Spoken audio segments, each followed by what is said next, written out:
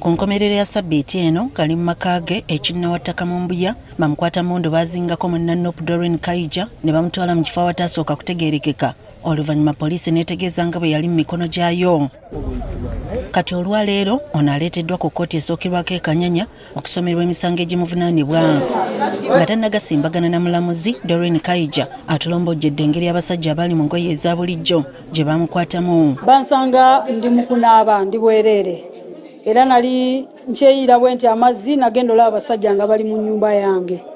Kati ngezaako okwebuuza ate baani bano. Nagenda olaba omusajja omu bankwata obulago bwe nti. Mbo bano baagattako n'okumutulugunya. Natulugunyizibwa munda mu ruumu ewange okunzijayo era twamalawo essaawa nga 2 awo nga sinaba kuvaayo. Mweyo saga ne banyiga obulago ne mekwata kuba simu. Bw'ati asabye abakuumaddembe okubamwako obuntu nga bakwata abantu. Ekisooka kye balina omanya nti fabbe bakwata tetubalinaako buzibu naye ekisinga obukulu kwe kumanya nti tubatendeka eggwanga ne libateekamu essente empitirivu si kuba nti tusobola okubeera abaddu mu nsi yaffe.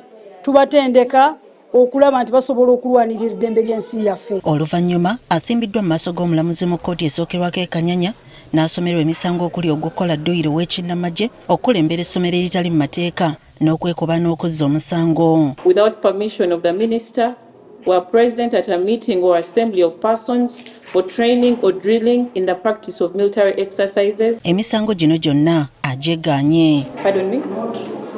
Wano bannamateeka bwe nga bakulembeddwa Kenneth Paul Kakande basabye omulamuzi Doreen Kaija n'ateebwe kakalu ka kkooti nga bagamba nti mukulembeze mu kitundu gy'ava ate tazzangako musango. Under Article 28 of the Constitution of the Republic of Uganda, Your Honor, the applicant has no previous criminal record. Wabula oludda oluwaabi nga lukulemberwa Caroline Nambuya lusabye obudde okwetegereza ebiwandiiko ebyaleeteddwa abazze okweyimirira Kaija n'okukola okunoonyereza ku misango gino omulamuzi ky'akkiriza. Bw'atyo omulamuzi asindise Doreen Kaija Luzira okutuusa ng'ennaku z'omwezi 29 Septemba w'omwaka guno. Adjourned to the 29th of September 2025. Naye ffe nga bannamateeka kyenyinza obagamba nti bino bikolebwa bannakyemalira ogezaako okukozesa amateeka ng'ekyekwaso okuvunaana abavubuka naddala abavubuka n'okubateekamu okutya n'okkankana obutayogera ku nsonga zikwata ku ggwanga lyabwe. Doreen Kaija yegasse ku bannannuupu abalala okuli Eddie Ssebuufu amanyiddwa nga Eddie Mutwe, Akilewo Kivumbi, Wasswa Mufumbiro n'abalala abavunaanibwa emisango gye gimu.